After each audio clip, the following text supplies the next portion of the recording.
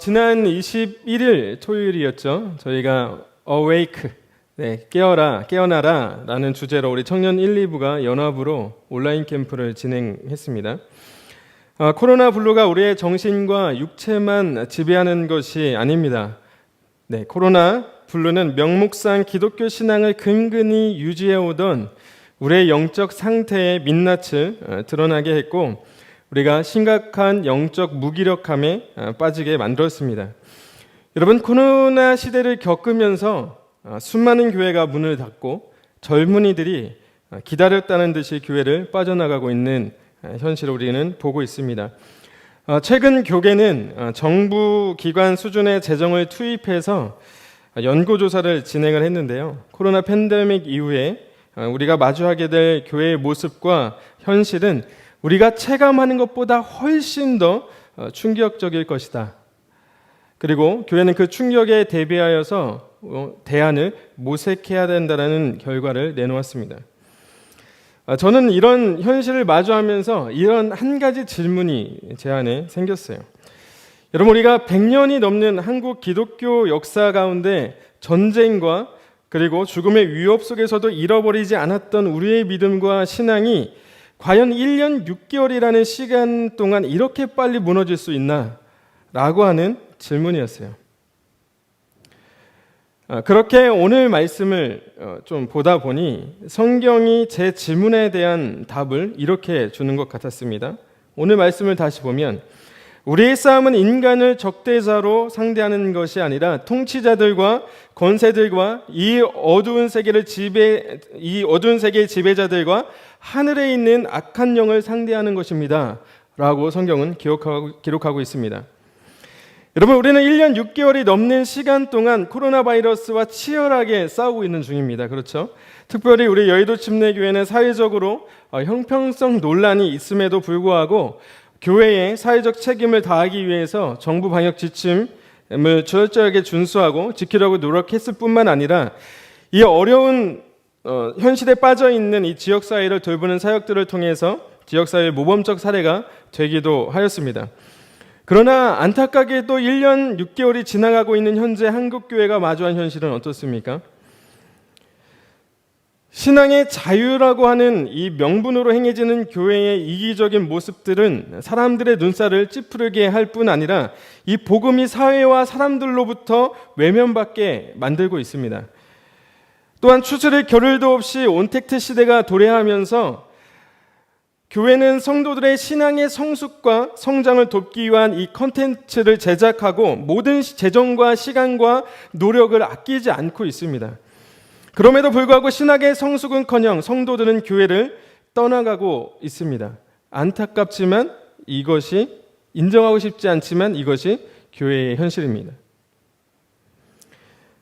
그렇다면 여러분, 무엇이 문제일까요? 무엇이? 모든 시간과 노력과 우리가 할 수 있는 것은 다 하고 있음에도 불구하고 성도들은 신앙의 성숙과 성장, 그거는 바라지도 않아요. 유지되지 못하고 오히려 진입하지 못하고 오히려 퇴보하는, 교회를 문 밖을 떠나가는 그리스도인들이 점점 늘어나고 있다는 겁니다. 어디서부터 잘못된 것일까요? 저는 오늘 말씀을 보다가 오늘 본문 말씀이 우리가 싸워야 하는 대상이 누구인지 몰랐기 때문이다 라고 우리에게 지적하는 느낌을 받았어요. 여러분, 성도로서 우리의 믿음의 싸움을 해야 하는 상대는 코로나 바이러스가 아닙니다. 우리의 믿음의 상대는 방역 당국도 정부도 아닙니다. 우리가 싸우는 이 믿음의 싸움은 영적인 전투이고, 그리고 우리가 싸워야 할 대상은 악한 마귀다라고 성경은 우리에게 말씀해주고 있습니다. 여러분, 마귀와의 영적 전투에서 우리가 지켜야 하는 것은 무엇입니까? 바로 믿음이죠. 믿음입니다. 여러분, 이 믿음이라고 하는 것은, 우리가 갖고 있는 이 믿음이라고 하는 것은 우리를 죄와 사망으로부터 구원합니다. 그래서 베드로전서 1장 9절은 이렇게 기록합니다. 믿음의 결국, 우리의 믿음의 결국은 무엇이냐? 우리의 믿음의 목표는 무엇이냐? 곧 영혼의 구원이다라고 성경은 기록하고 있어요. 여러분, 영적 싸움을 통해 믿음을 지킨 사람들은 베드로전서 1장 7절에 기록한 것과 같이 예수 그리스도께서 나타나실 때에 칭찬과 영광과 존귀를 얻게 될 것이다 라고 성경은 우리에게 말씀해 주고 있습니다. 여러분, 믿음의 근원은 어디죠? 우리의 믿음의 근원은 어디에 있습니까? 여러분, 우리의 믿음의 근원은 마음에 있습니다. 그래서 성경은 무릇 지킬 만한 것 중에 무엇을 지키라고 말하고 있습니까? 우리의 마음을 지키라고 이야기합니다. 우리의 마음이 생명의 근원이기 때문에 그렇습니다. 그래서 우리는 예수님을 내 마음의 주인으로 모시는 겁니다. 여러분, 내 마음에 모신다라는 것은 무엇이냐? 예수님이 내 생명입니다. 예수님이 나의 전무입니다라고 고백하는 의미를 담고 있습니다. 여러분, 그러나 간교한 마귀는 우리를 속입니다. 여러분, 보이는 것만이 진짜고 보이는 것이 전부라고 말합니다. 마귀의 목표는요, 우리의 마음의 주인을 바꾸는 겁니다.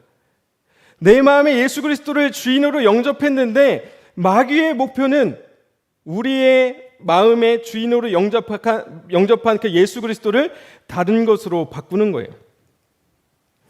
이런 마귀의 속임수에 사람들은 너무나도 쉽게 넘어갑니다. 여러분, 눈은 마음의 창이라는 말이 있어요.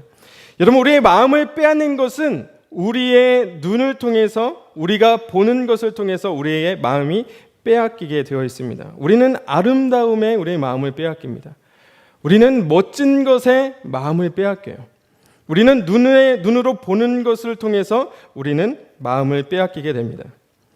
여러분, 삼손이라는 인물 너무나도 잘 아실 거예요. 여러분, 삼손이 드릴라를 처음 보고 한눈에 반하게 됩니다. 그녀의 아름다움이 삼손의 마음을 훔쳤습니다. 그리고 삼손이 드릴라에게 마음을 뺏기게 되자 삼손의 주인이 바뀌게 돼요. 주인이 바뀐 삼손은 드릴라의 아름다움을 보았던 그 눈이 뽑히고 최후를 맞이하게 됩니다. 사랑하는 여러분, 믿음을 지키는 것은 마음을 지키는 것입니다. 그리고 우리의 마음을 지키는 것은 우리 마음의 주인을 지키는 것입니다. 그렇다면 이 악한 마귀들과의 치열한 영적 싸움에서 믿음을 우리가 어떻게 지킬 수 있을까? 여러분, 성경은 영적 싸움에서 이길 수 있는 싸움의 기술을 우리에게 가르쳐주고 있습니다. 그러면서 오늘 본문의 11절 기록에 따르면 우리가 영적 싸움에서 이기려면 하나님이 주시는 온몸을 덮는 갑옷을 입으라고 우리에게 말씀하고 있어요. 여러분, 내 힘과 능력으로 싸울 수 있는 상대라면은 나를 강하게 단련시키고 훈련해서 우리가 상대와 맞서 싸워야 하지만 우리가 맞서야 할 상대는 그런 종류의 상대가 아닙니다. 지금까지 영적 전투에서 패배하는 우리의 모습을 보면서 인간의 연약함과 인간의 난약함에 대해서만 우리가 질책했어요. 그런데요, 싸움의 기술이 없었던 거라고 오늘 말씀하고 있습니다.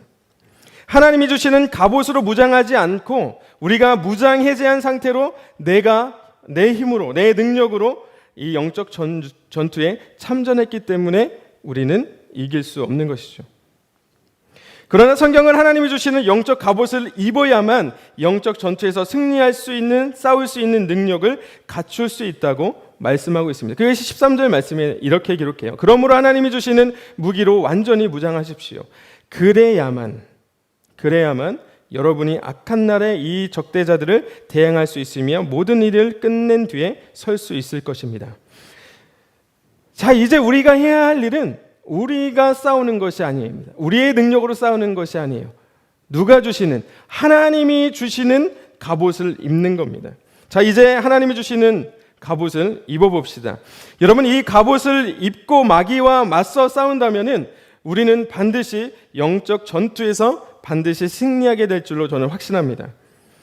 하나님이 주시는 영적 갑옷은 어떤 것이 있을까요? 첫 번째, 진리의 허리띠입니다.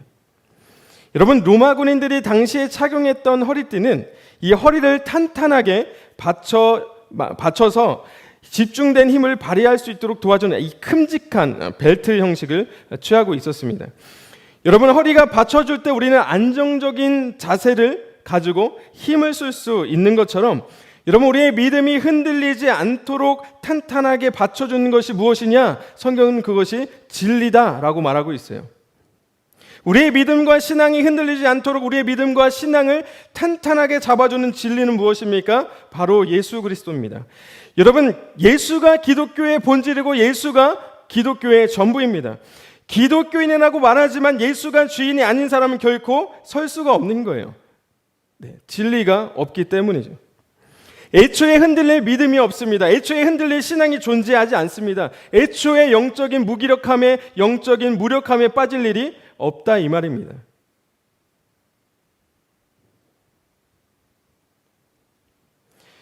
두 번째 갑옷은 무엇이냐? 의의 흉배입니다. 가슴을 보호하는 금속으로 만든 이 가슴판을 이야기하는데요. 이 의의 흉배를 입는다라는 것은 성도로서 그리스도를 닮는 것, 그분이 보여주신 의로운 삶을 따라 살아가는 그 삶을 의미합니다. 불의한 세상 속에서 정의로운 삶을 살아감을 통해서 예수 그리스도를 드러내는 것, 그것이 성도로서 갖춰야 되는 갑옷입니다. 입어야 되는 갑옷이에요. 그것은 우리가 만드는 것이 아니라 하나님께로부터 주어지는 것입니다. 세 번째, 평안의 복음이 준비한 신발을 신는 겁니다. 여러분, 전쟁터에서 말은 병사들의 발을 말은 전쟁터에서 병사들의 발을 지켜주는 징이 박혀 있죠. 그래야 거친 전쟁터를 누비면서 전투를 할 수 있는 것입니다. 여러분, 영적 전투가 벌어지고 있는 세상에서 나를 위해서 싸우시고 승리하게 하신다라는 하나님의 약속을 믿고 신뢰하는 것, 그것을 의지하며 영적인 전쟁터를 누빌 수 있는 그 복음의 확신을 갖는 것을 의미해요. 그리고 네 번째, 믿음의 방패입니다. 여기서 말하는 방패는 아주 작은 방패를 방패도 있었어요. 작고 둥그런 방패도 있었는데, 여기서 이야기하는 방패라고 하는 것은 아주 문짝처럼 생긴 아주 큰 방패를 이야기합니다. 여러 겹의 가죽을 대어서 만든 것으로 전투 전에 물에 흠뻑 적셔두면 이 적군의 불화살이 날아온다고 하더라도 금방 불이 꺼지게 됩니다. 여러분, 마귀는 교활하고 간교합니다. 그래서 성도들을 공격할 때에는 의심, 두려움, 죄책감, 분노, 낙심, 염려 등의 여러 가지의 불화살을 우리에게 날리는 것이죠. 여러분, 믿음이라고 하는 것은 바로 이 악한 자들의 쏘는 모든 불화살을 막을 수 있는 방패입니다. 그리고 다섯 번째, 구원의 투구를 써야 합니다. 여러분, 투구는 머리를 보호할 뿐만 아니라 승리를 상징합니다. 성도들이 쓰는 이 투구는 예수께서 이미 원수들을 이기셨기 때문에 우리가 누구에게 속한 자든지를 가장 잘 보여주는 표시이기도 합니다. 마지막으로 여섯 번째, 성령의 검이에요. 여러분, 이 칼은 공격과 방어 모두에 사용될 수 있는 작고 곧은 칼을 의미합니다. 그런데 오늘 본문에서 이야기하는 성령의 검, 곧 하나님의 말씀을 이야기합니다. 히브리서 4장 12절에는 하나님의 말씀을 이렇게 표현하고 있죠. 하나님의 말씀은 살았고 운동력 있어 좌우의 날선 어떤 검보다 예리하다. 여러분의 말씀의 칼로 무장할 때 사람의 속임수와 유혹에 빠져서 요동하는 일을 피할 수가 있습니다. 왜냐하면 하나님의 말씀은 사람들을 이용하는 마귀의 능력을 능히 물리칠 수 있는 능력이 있기 때문이에요. 제가 오늘 말씀을 좀 마무리하면서 이런 말씀을 묵상하게 됐어요. 저희가 지난 토요일 날 그 베드로전서 5장 8절 말씀을 주제 말씀으로 해서 온라인 캠프를 진행했는데, 제가 조금 전에 예배를 시작하면서 서두에 기도할 때 전해드렸던 그 본문 말씀입니다. 정신을 차리고 깨어 있으십시오. 여러분의 원수 마귀가 우는 사자같이 삼킬 자를 찾아 두루 다닙니다.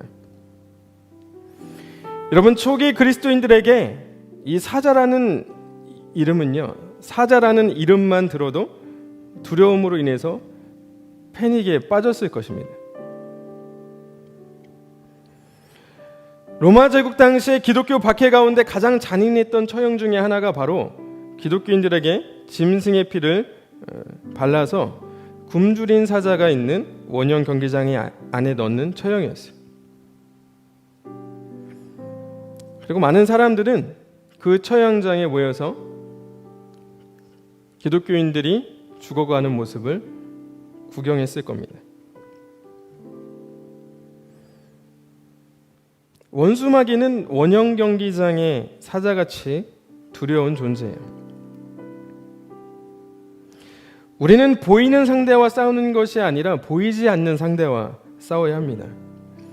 그런데 오늘 베드로 사도는 보이지 않는 악한 마귀의 싸움에서 믿음을 지킨다는 것은 굶주린 사자 앞에서 지키는 것만큼이나 두려운 것이라고 말하고 있는 듯합니다. 우리의 마음도 우리의 믿음도 눈에 보이지 않습니다. 그러나 나의 믿음이 그 믿음의 실체가 있다라는 증거가 돼요. 하나님 나라는 보이지 않습니다. 그러나 내 믿음이, 나의 믿음의 행동들이 하나님의 나라가 있음을 증명합니다. 하나님도 보이지 않습니다. 예수 그리스도도 보이지 않습니다. 성령도 보이지 않습니다. 그러나 나의 믿음의 행동들이 삼위일체 하나님의 살아계심을 증명합니다. 나의 믿음이 증거입니다. 그래서 히브리서 11장 1절을 통해서 히브리서 기자는 이렇게 이야기합니다. 믿음은 바라는 것들의 확신이요 보이지 않는 것들의 증거라고요. 그리고 다시 베드로는 박해받는 그리스도인들을 향해서 이렇게 말합니다. 여러분들은 그리스도를 본 일이 없으면서도 사랑하며, 여러분들은 그리스도를 본 적이 없지만은 여러분들은 그리스도를 사랑합니다. 지금도 예수 그리스도를 보지 못하면서도 여러분들은 예수 그리스도를 믿습니다.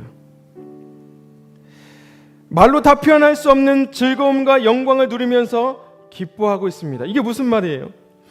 예수 그리스도 때문에 박해받는 그 성도들을 향해서 당신들은 예수를 본 적도 없어요. 당신들은 예수 그리스도를 본 적도 보지 못하면서도 예수 그리스도를 믿고 있고 사랑하고 있고, 말로 표현할 수 없는, 예수 때문에 말로 표현할 수 없는 즐거움과 영광을 누리면서 기뻐하고 있다.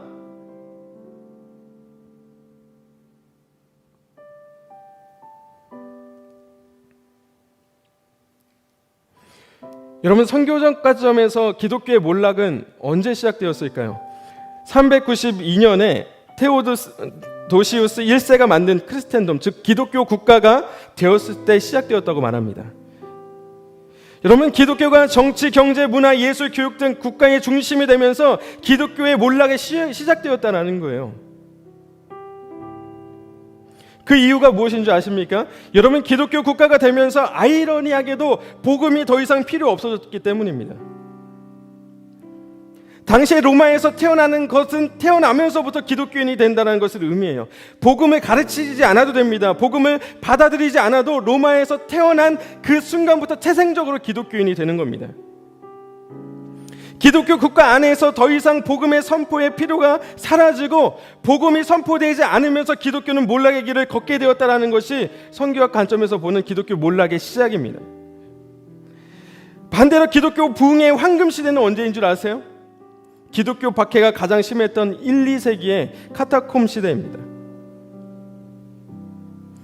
그들은 자신들의 믿음을 지키기 위해서 숨었습니다. 지하로 내려갔어요. 믿음과 신앙을 지켰던 그때, 믿음 때문에, 신앙 고백 때문에 죽음 가운데 살아가면서도 자신들의 믿음과 신앙을 점검하고 가르쳤던 그곳에서 기독교는 살아났고 부흥했다는 사실이에요. 여러분, 세상의 법과 제도들이 때로는 우리의 믿음과 신앙을 위협하기도 합니다. 그러나 그것들이 궁극적으로 우리의 믿음과 신앙을 잃게 만드는 그런 본질은 아니에요. 여러분, 우리를 위협하는 것은 법과 제도가 아니라 기독 종교인으로 살아가게 만드는 마귀의 계략입니다.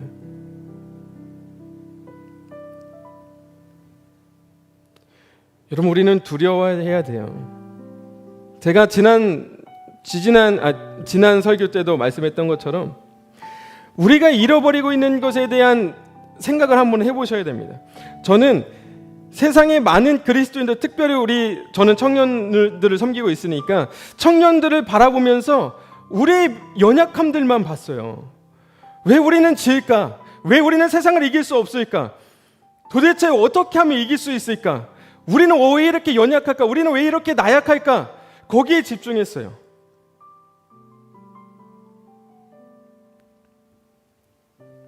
우리의 잘못이 있다고 한다면 우리가 상대를 잘못 골랐습니다. 우리는 보이는 것과 싸우는 것이 아니에요. 우리의 전투는 혈과 육에 있지 않습니다. 우리는 영적인 전투 가운데 있어요. 그리고 우리가 상대하는 그 상대는 악한 마귀입니다.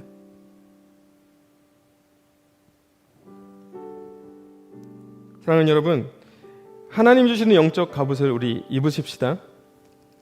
하나님이 주시는 영적 전투는 내 힘으로 하는 게 아니에요. 내 능력으로 하는 게 아닙니다. 하나님이 주시는 영적 갑옷을 입으라고 오늘 성경이 우리에게 이야기하고 있어요. 그러면 우리는 악한 마귀와의 전투에서 반드시 승리하게 될 줄로 믿습니다. 우리가 하나님이 주시는 영적 갑옷을 입으면 하나님이 우리를 위해서 싸우실 거예요. 그리고 우리에게 반드시 승리를 허락하실 겁니다. 이거는 이기느냐 지냐의 싸움이 아니고 하나님이 승리하신 그 승리를 우리가 가지느냐 갖지 못하느냐의 싸움이에요. 이 시간 우리 함께 그 찬양의 고백으로 주님 앞에 좀 올려드리기를 원하는데요. 우리 조금 시간이 지나더라도 오늘은 찬양하면서 간절히 좀 기도하는 시간을 가지려고 합니다. 여러 가지 상황들을 바라보면서 우리 온라인으로 예배 드리고 있으니까, 온라인으로 하고 있으니까 어떻게 기도하는 분위기가 되겠나, 기도 시간이 좀 길어지면 루즈해지지 않을까, 1시간 안에 어떻게 해서는 끝내야지 사람들이 집중력 있게 듣고 잘 마무리할 텐데 그것에 포커스가 있었어요. 어제 새벽에 설교를 준비하면서 제가 지난 시간들을 막 회상하면서 그런 생각을 해봤습니다. 어떤 생각이었냐면, 청년들과 함께 뛰며 저 장신리 수양관에서 함께 예배했던 순간들의 사진을 보면서 되돌아가고 싶다. 지난 시간들을 돌아보면서 다시 가고 싶다. 그때로. 얼마나 찬란했던 순간인가, 얼마나 영광스러웠던 순간이었는가, 막 너무 돌아가고 싶은 거예요. 그런데 한 가지 깨달아지는 사실은 무엇인지 아십니까? 되돌아갈 수 없다는 겁니다. 되돌아갈 수 없어요. 되돌아갈 수 없어요. 그러면서 제가 이런 글을 썼어요. 되돌아갈 수 없다면 전진. 우리는 예측합니다. 코로나 이후로는 돌아갈 수 없다. 그렇죠? 우리는 다들 이렇게 얘기하고 있어요. 코로나 이후로는 돌아갈 수 없다. 그래서 옛 영광에 취해서 자꾸 옛날 것만 바라보고 있습니다. 그러나요, 하나님의 일하심을 우리가 제한하지 않는다면 하나님 반드시 우리를 통해서 새로운 부흥의 계절을 우리에게 허락하실 줄로 믿습니다.